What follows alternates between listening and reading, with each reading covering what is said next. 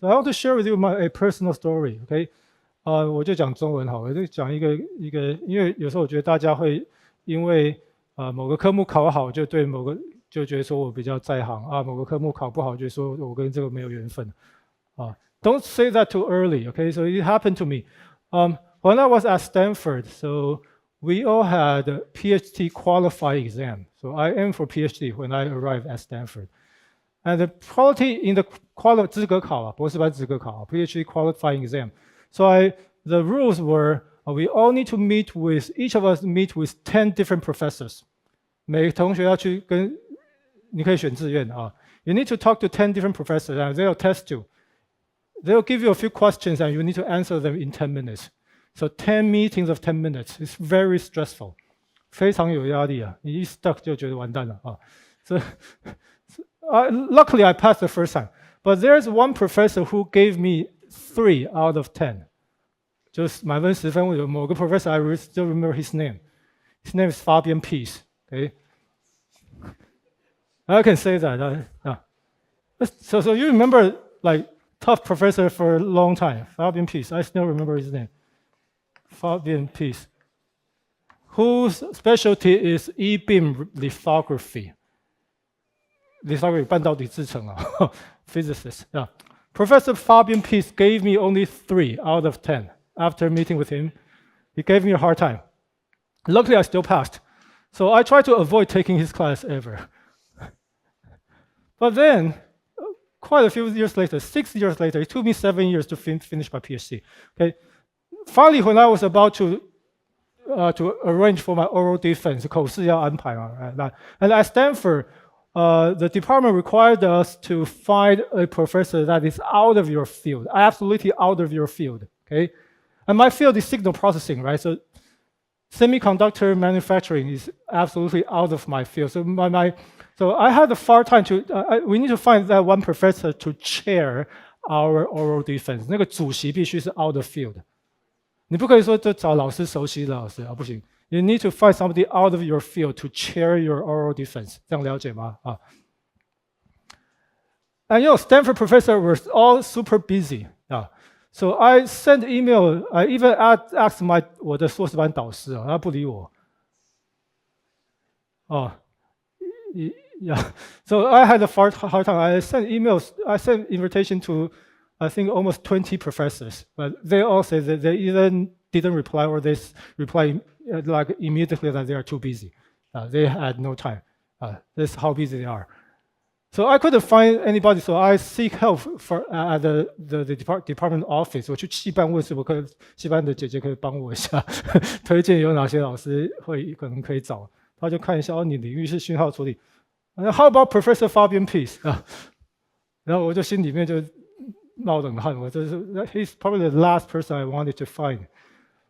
But then I sent him an email, yeah. And immediately his secretary replied, Professor Peace he does not have time. But I sent a very interesting email, okay? But so later at night, Professor Fabian Peace replied. 他就是等于否决他秘书已经回信给我了，就说老师没时间。不过后来稍晚他回信给我，他说他有时间了，因为他看了我的信觉得很有趣。What did I write? I said, Professor Fabian Peace, you hold a special place in my heart because you gave me 3 out of 10 when I was doing my PhD qualifying exam. I remember you for that. So you hold 你在我心中是有个很奇特的地位在那边。他就说他任教20年，从来没有看过有人这样写。通常大家写给老师，因为我都拿10分，我拿 A 加，所以我希望 Can I have the honor to invite you？ 一般人都是用很客气，觉得都是 honor， 但是我是拿我最烂的 performance 来跟他做 sharing， 结果他就说他这太奇特，他一定要 host 我，所以他就回信说他可以。后来我的口试他帮我大忙啊，帮我非常大的忙。So never say never, okay? Even before I did my oral defense, he invited me to give a 20-minute version, a condensed version of my presentation to his group. And everybody's out of my field, so I get a chance to practice, to rehearse my talk. It's really helped me a lot. I still now still remember him. Okay, so 如果考坏了啊，没关系，过几年想要找我帮忙，就是说老师，我当初期中考56分。you hold a special place in my mind. So I will help you. 好吗？ So don't be feel too bad. Okay, never say never. Okay, so enough of my personal sharing. Fabian Peace, nice guy, decent scholar. Okay, let's come back to big omega and small omega. Okay, so now we have a relation between the small and the big omega. Okay, and one of you actually asked a very good question. So in the beginning of this semester, right, I was talking about there's a simpler relation between big and small omega. Okay, what is that? That is when we talk about sampling, right? We talk about discretizing our time axis. Okay, so we go from a continuous time function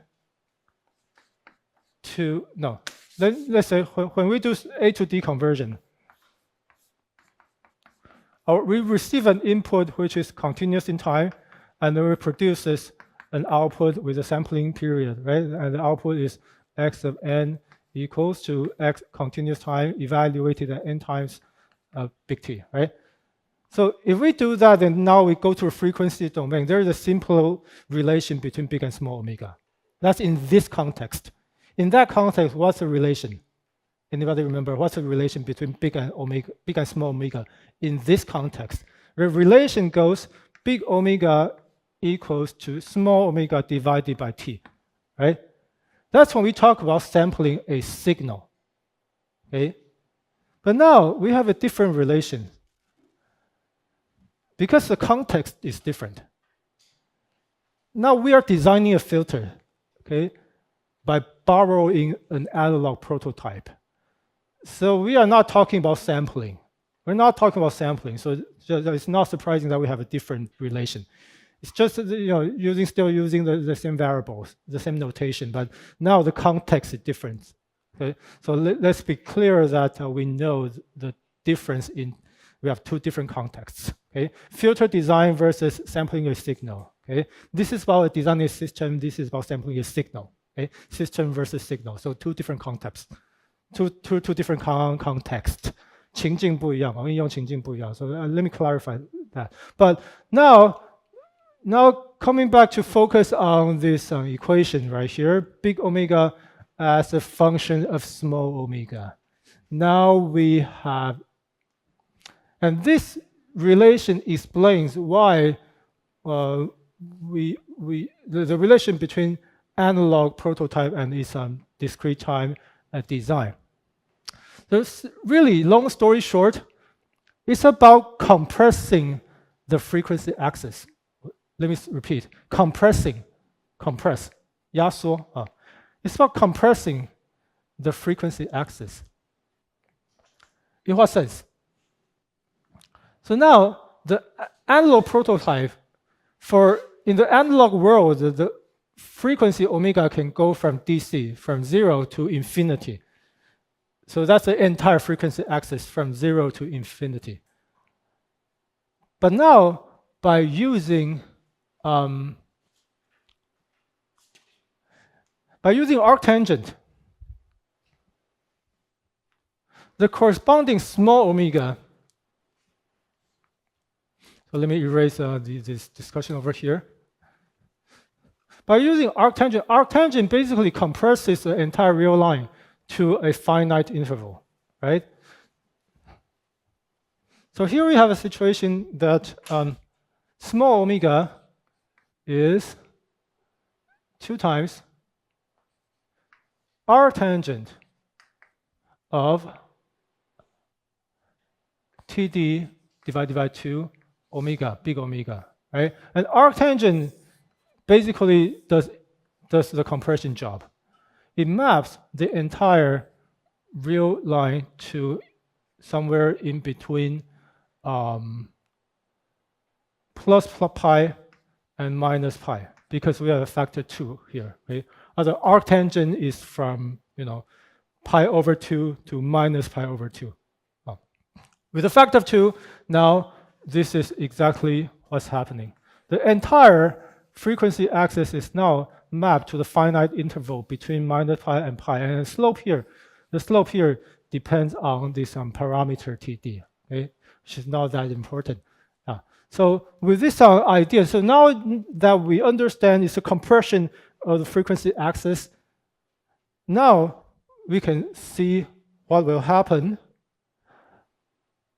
as far as the frequency magnitude response is concerned. Okay, so now we say that h of s of z is our design system. Therefore, the frequency response now as a function of small omega is a composite function of h of omega, h of big omega of small omega. Okay, so what does that mean? So that means that at every frequency, let's say this frequency, corner frequency,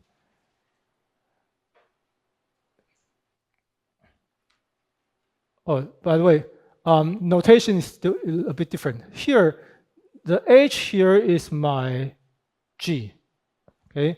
And the hc here is my h. Sorry for the confusion, okay? This is a direct copy from the textbook. Okay? 把它写下来好, yeah. So here on this slide, or let's just simply draw it. So now, if you want to understand what is g of ej omega at any omega right here, okay? So in this plot, we have the relation of tangent. Now this is pi, and tangent goes like that, okay? Asymptotically approaching infinity, okay? At exactly pi, because big omega is what? Is this factor tangent of small omega divided by 2, okay? That, yeah. So that's the mapping, the compression. Okay, so now if you want to understand for any omega, what will be the frequency response? You can just go, first of all, just find out omega, and this is going to be, here is going to be big omega of small omega, okay, along this axis. So that's why here on the textbook, we have this drawing. Now, if we just rotate the frequency response plot by 90 degree right here, just do a 90-degree rotation. 90-degree rotation, 转过来嘛, turn it 90 degrees, then here we have the magnitude response, which is our prototype, h of j big omega, as a function of omega. Okay, and what's our prototype? If our prototype is Butterworth, is Butterworth, then let's say the Butterworth has a corner frequency right here, and it's almost flat, and then it reduced to 1 over square root of 2, and it drops like that, right? So that becomes our prototype. And if you just plot it by turning it 90 degrees to counterclockwise, then to evaluate the resulting system, the resulting frequency response now as a function of small omega, just first choose any random omega right here and find out big omega, the corresponding big omega, and then the big omega right here goes here, right? And then what is this? This is a gain. Is that clear? So for every so it's a DC, go to DC, and the gain is 1. Okay, corner frequency, and then it goes both ways actually. Corner frequency, no, this big omega C. Corner frequency right here. Corner frequency right here. So you can go freely between big omega and small omega. Okay? So corner frequency right here, small omega C. We know that right here, the gain should become 1 divided by square root of 2, and so on. So now, still, let's take a plot of a few more points, okay? Now, yet another frequency, small omega going up, big omega right here. So the gain is that much. Okay, the gain is somewhere like here, and so on. So let's move to further to the right. How about this frequency? This frequency goes here to top. That frequency goes here. Oh, the gain is very small. So that's a way. So you can just keep adding more and more points, and then turns out so you get this frequency response, which will also be monotonically decreasing if your prototype is Butterworth. Okay. So in this sense, by just keep plotting more and more points, you'll figure out that indeed you begin with an analog prototype and you end up with a digital filter design. And the general shape will be the same. The only difference is a compression of the frequency axis. Okay? Now the frequency axis originally is from DC to infinity, but now we compress it to the finite interval between 0 and pi, which is exactly what a frequency response ought to be defined over the region of 0 frequency DC and pi, the Nyquist rate. Huh? So is this good? Huh? So I want to share with you this is why bilinear transformation gives us a design of a digital filter. Okay? Design of a digital filter. Monotonically decreasing here in one originally, monotonically decreasing after the design. Okay? This nice property is preserved. Nice property is preserved. Yeah. Any question regarding this slide? Yeah. Please make sure that we understand what's going on right here. Okay, it's going in between small omega and big omega using this relation, this tangent relation, and you'll be able to find out the frequency response given its prototype. Okay, given its prototype. One-to-one mapping. Okay. Okay, so with that, I would like to provide you some extended reading materials. Okay, some extended reading materials. So I didn't know it, but I did my homework. So the Butterworth filter historically was constructed really early. Butterworth, according to Wikipedia, okay, Butterworth was a British engineer and physicist, Stephen Butterworth, okay? So he was interested in designing an analog circuit which has the maximally flat frequency response, but yet providing a low pass characteristics, okay? So he figured out that if we just put one resistor, capacitor, and 2 inductors like that, and by carefully setting the parameters, the resistor has, if the resistor is 1 ohm, and the two inductances are a few, like 3.5 or 1/2 Henry, Henry, okay, right, Henry, H is Henry, right? And if the capacitor is 4/3 farad, then you can show that the transfer function between the output and input, that transfer function turns out to be that of a third-order Butterworth. Okay, to be third-order Butterworth. So historically, it's about circuit design, and you can generalize. So if you're interested, there are some further readings you can find from Wikipedia. And my next comment is, this is just optional, okay? Just reading materials also in the appendix of our textbook. So it turns out that we have a few different designs, okay? In one design, we can allow the passband to have ripples while the response decreases monotonically after the corner frequency, okay?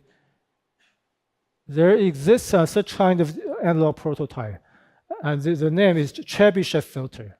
Okay? And in Chebyshev filter, the the magnitude response has this also pretty nice expression, monotonically decreasing after when omega is greater than omega, the corner frequency. Okay, so here Vn is the nth order Chebyshev polynomial. It's a polynomial.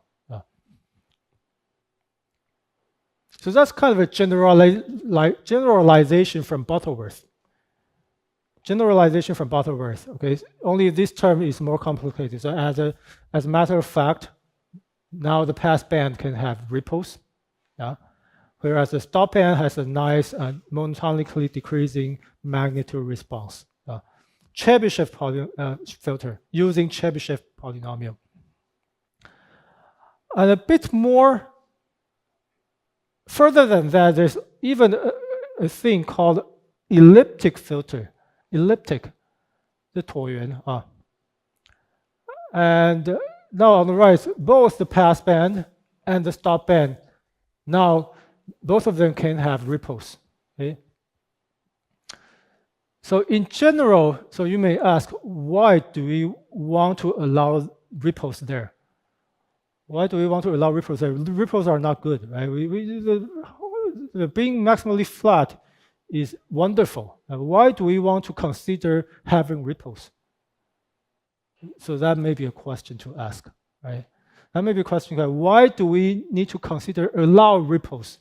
Is there any advantage, right? But these are like extended reading materials that you can find in the textbook. So in case you're interested, go ahead and read it, where you'll find that elliptic filter. Here we have an expression right there. U is a Jacobian elliptic function. Okay? And I have no idea what that is. I tried to learn it, but I searched the Wikipedia. It's very complicated. 椭圆函数.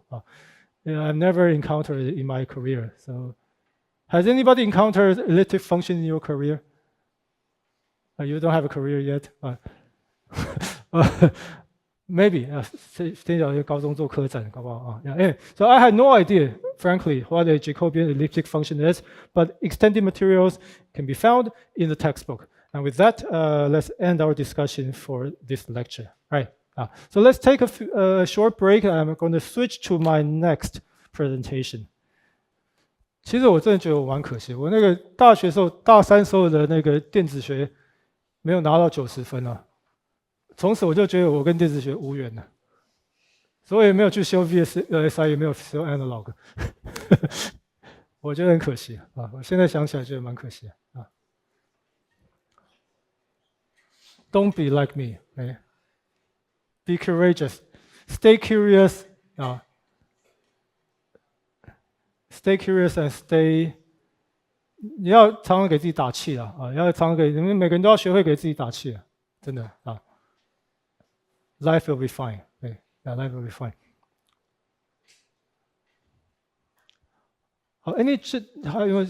Yeah.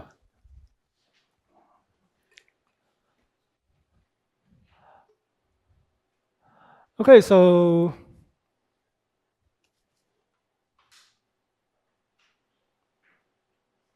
再1分钟啊。那个另外一件事情叫。I want to communicate. So for Thursday music, so far, I found that a lot of you like Japanese or Korean songs, which are okay, but 有点大家选的音乐音量偏比较大啊。So tomorrow I'll ask the TA to play softer 音量要降低，不然的话，我觉得有时候 I was hoping that the music will help us focus. Okay, so please consider the kind of music that help you focus. Okay, and I preserve my own right to reduce the volume. 如果我觉得有点太嘈杂，我可能会请那个助教降低音量。I encourage you to find some all different kind of music. There's no limit. Okay, you don't need to confine yourself to Korean or Japanese songs. Yeah. All right. So now with that, let's go for this next lecture, okay? Lecture 8. Now we are at FIR, finite impulse response filter design. And today in this lecture, we'll focus on the window method. There's another method, okay, but today we focus on window method. Outline, so kind of the most basic idea is to keep in mind that windowing refers to multiplying our ideal filter response with a window function. It's a multiplication in the time domain. So that's probably a take-home message. You are going to do what we are going to do is to multiply something with a window. Multiplication in the time domain. And this action can be also called windowing. So now window is a verb, okay? To window your signal, okay? Window is a verb. Windowing in time corresponds to convolution in frequency, okay? And this could be confusing. This could be confusing, okay? I want to make sure we notice this. Why do I say this could be confusing? Because what is a filter? Filter is convolution in which domain? In the time domain, right? So in order to design a filter which we use for convolution in the time domain, we apply multiplication in the time domain in our design process. And this design process results in convolution in the frequency domain, which is exactly the opposite. So I say this might be confusing. This might be confusing. Please still keep in mind that the result of our design is still an impulse response, which is supposed to convolve our input signal in the time domain.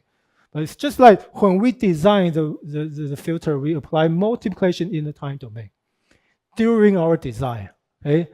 And the kind of consequence is convolution in frequency. This we do know, okay? We know this because multiplication in time indeed results in convolution in the frequency domain. That's for sure. But the context should 你要稍微想清楚一点啊 could be confusing.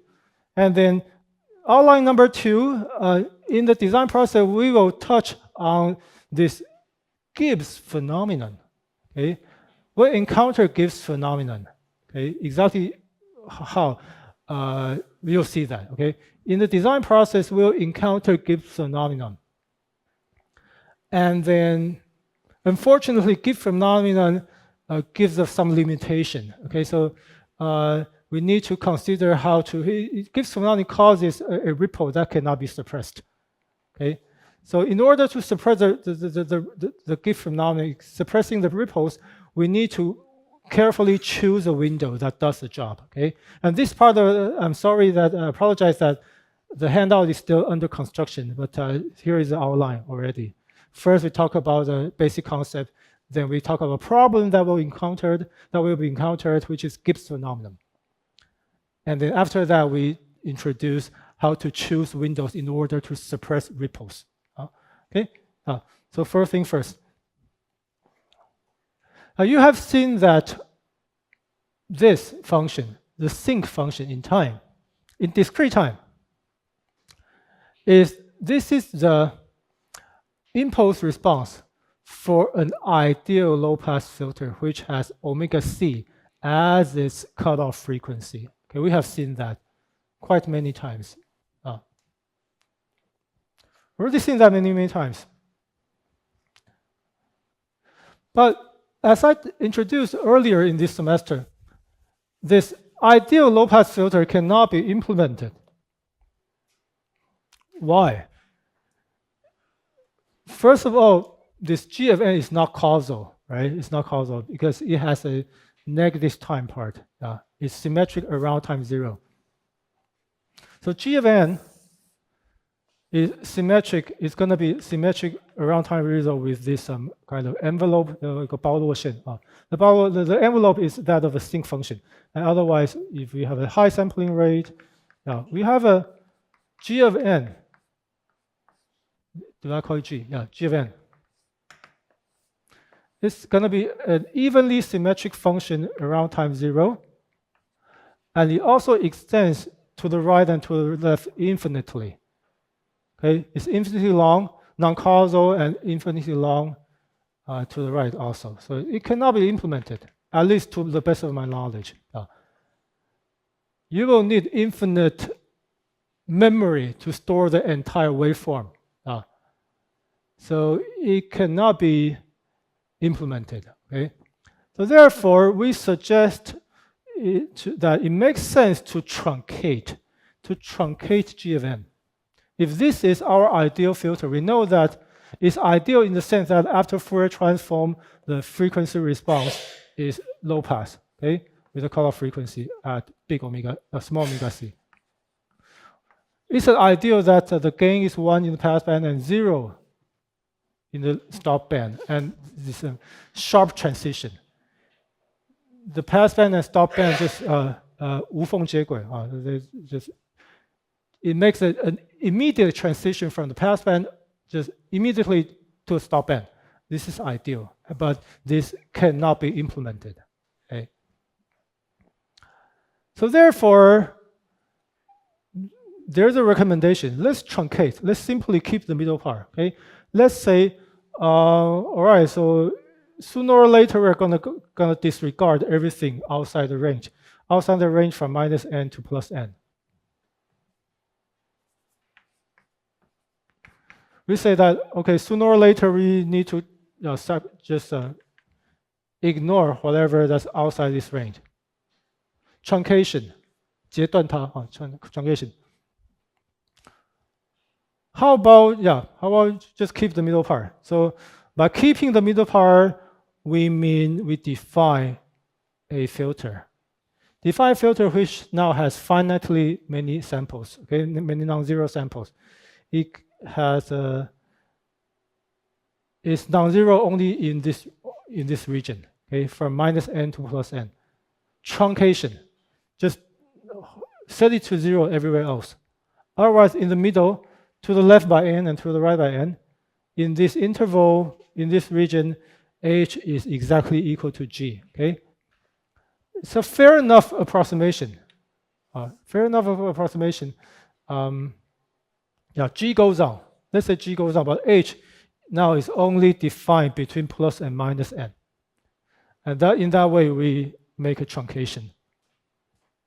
We choose only the middle part. That's the way I put it. 只保留中间, preserve only the middle part, okay, symmetrically. So let's say we preserve from here to here. And turns out that we can already call this a design. This is already designed, a very naive idea. 实际上蛮天真的啊 ，naive， 知道吗 ？Yeah. This idea might look naive. It's French, okay? 天真的啊 ，but actually it's a fair design. It's already a fair design. Seriously. So it means that if we have a filter that is like that, having now 2n plus 1 points, then now can we implement this filter? Yes and no. It's not causal yet, right? But we can shift it all to the right. Now redefine your time 0, right? Now this is the first sample. That one next to it is the second sample. You know what I mean, okay? This is something that can be stored in your computer. And if you allow a delay by n samples, this can be implemented. And it has finitely many samples, a little big, 2n plus 1, maybe 1,000 plus 1, okay? Maybe big, but it can be implemented by storing all the filter coefficients. Okay? Just create a long array and store every coefficient. It can be implemented, hardware or software. Okay? It's already not nice. Kind of this design is not bad. Okay, naive but not bad. So now let's say next we should examine the performance in the frequency domain. This is not going to be ideal anymore. Okay, then what's the resulting frequency response? That's the question we are asking. Right? It's not going to be ideal anymore. But how much does it deviate from ideal? So I may need to draw a bigger picture. I think I do. So let's try to investigate what's the performance, maybe I can just draw here, yeah. If originally, now going from time to frequency using the Fourier transform, if originally the ideal response is just sharp transition, unity gain, 0 passband gain whatsoever, no gain in the passband between minus cutoff frequency and plus cutoff frequency. That's the ideal response. Now, Now we need to find out, what will happen in the frequency domain after truncation in time. Okay? So the number one concept we need to notice is that by truncation in time, equivalently, we are multiplying the ideal response with a rectangular window. Okay? We're multiplying this response with a rectangular window. What is that? We will explain in the next slide. Okay? It's actually multiplication in the time domain.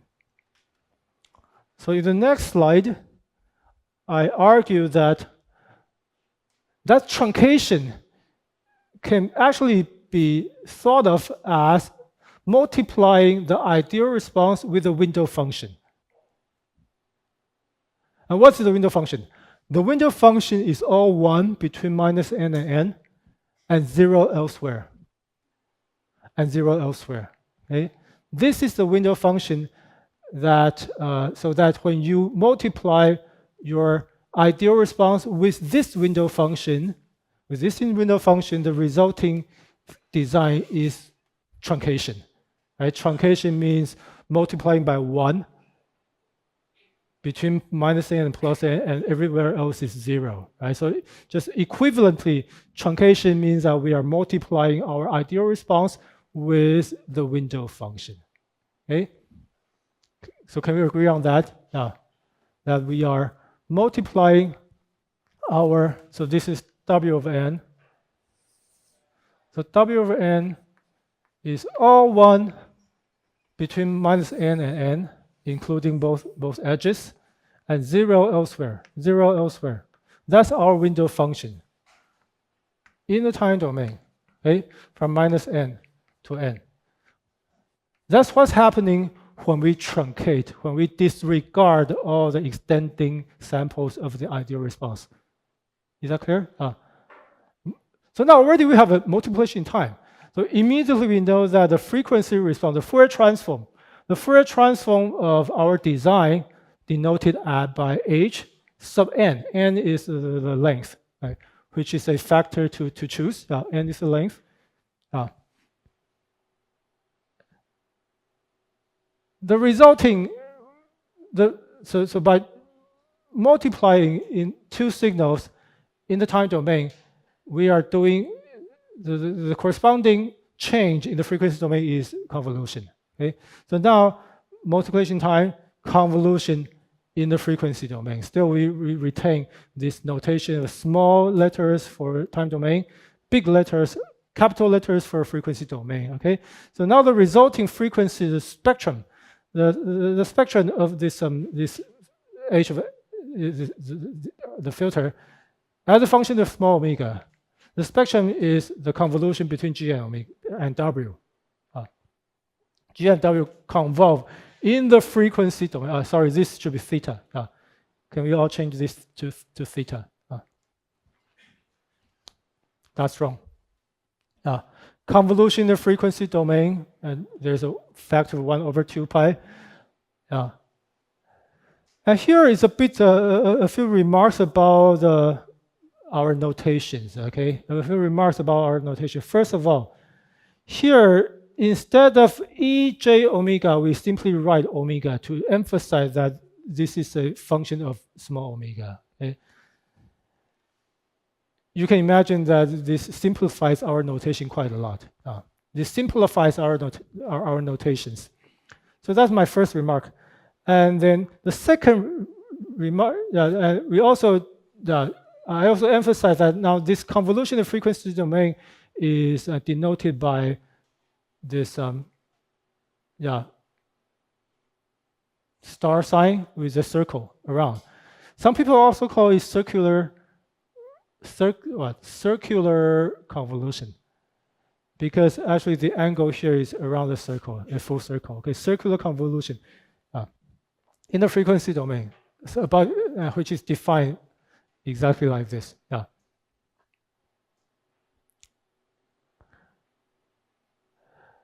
All right, so now here's one more remark I want to make. Please be aware, note that both G and W are real valued. for this case, in this case. And this will make it easier to plot the frequency response, which we're going to do next. Okay, in the next slide we're going to see exactly what is it we'll visualize what's going on right here. Okay, when we convolve two things in the frequency domain. But first, I want you to notice that both G and W are real valued.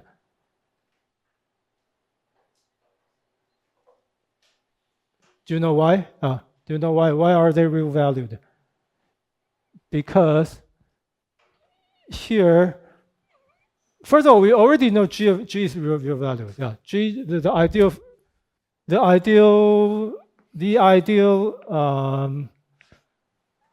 ideal frequency response is real valued. Yeah, but by definition. But why is big W also real valued? Because similar to G, it is an even symmetric function in time, right? Even symmetry in time, real in the frequency domain. Yeah. So just both W and G are even functions. Therefore, their Fourier transforms respectively, 各自的, their Fourier transforms are real values respectively. Both of them are real valued. Okay, so now we are going to finally see in this next slide. In this next slide, we will be looking at the convolution, the circular convolution in the frequency domain. Okay, so now just to point to, as a matter of fact, now here that's what? This is the ideal response. Okay, which look rectangular in the frequency domain. Theta is the frequency variable. So let's rewrite. Here, my notation is a bit different. So my notation is h of omega equals to 1 over 2 pi. And there is a, what? G is my ideal response, G theta. And we need to flip and shift W. Flip and shift W. W what? Omega minus theta, d theta. Okay, and we say this is G omega circular convolution with W of omega. Okay. All right, so you have seen that now G is the ideal response, which is ideal. Okay, and the W, this is something that we need to find out. Okay, so it turns out that the Fourier transform of the window is not that hard to calculate. So we can show that there's some ripple-like. This is a periodic sinc function, by the way. Okay, it's a periodic version of the sinc function. That's the Fourier transform of W, which repeats itself every 2 pi. Okay. It's not that hard to make sure that this is indeed the case. It's real value. It can go positive or negative. Okay? Positive or negatives. So now we want to imagine together. So I invite you to now let's work on this. Can you imagine what's going on when we convolve W and G? This is my G. Okay? When we circularly convolve W and G, what will happen? What will happen? So basically, we're going to take an integral, right? This is about calculating an integral. 做积分嘛, calculate integral. Okay? What is the meaning of an integral? Integral is the area below the curve, right? So basically, we are going to evaluate the area of W now flipped. Okay, we flip W, which turns out to the same thing because W is also symmetric in the frequency domain. Now, flip W and multiply it with H, flip and shift. Okay, flip W and shift it by omega. So imagine this curve is going to shift to the right and to the left. So we need to repeat this. Okay, so on this plot we have the case of now this is theta. Okay, when we consider convolution, and now this is W of basically theta minus omega. Yeah, and it looks like that. It looks like it's gonna have it like that. So we will calculate the area of W times G, with W being flipped, 左右翻过来, and shifted to the right by theta. Then you calculate one area, right? Now you can also shift W to the right and to the left. Let's say now, for the next frequency, we consider W theta, no, omega is closer to the edge, okay? And then yet another frequency, we consider W now moving outside the passband. W now can move outside further to the right. That's also possible, okay? Or to the left. Now this is doable, like that, okay? Moving W, I suggest I try to imagine now we're moving W to the right and to the left, because we need to do that for convolution, okay? And whenever we move it and you know, move it and just, let's say, just move it and then just evaluate the integral. Move and evaluate the integral. And the result is shown right here. The result now has ripple in the passband as well as ripple in the stop band. That's the result. That's the result that we need to spend a few moments to contemplate. 凝视一下这个感觉啊。When we convolve the first transform of the big W and big G, do we really get this? Do we get this? It makes sense, right? Because when W move outside the passband, W and G do not overlap much, right? Therefore, the area becomes small. But when the main lobe, later we'll learn that this major part is called the main lobe, okay? The main lobe, and we'll come back to this. When the main lobe is within the passband, the area should be large. When the main lobe is moving outside, the area should be small. And the area can also even be negative, depending on where exactly is omega, okay? So please, now when you go home, please convince yourself that indeed, when we can visualize convolution like that, okay, by considering the area below a curve. Okay, so I think time is up. So see you tomorrow, and when we have a follow-up discussion.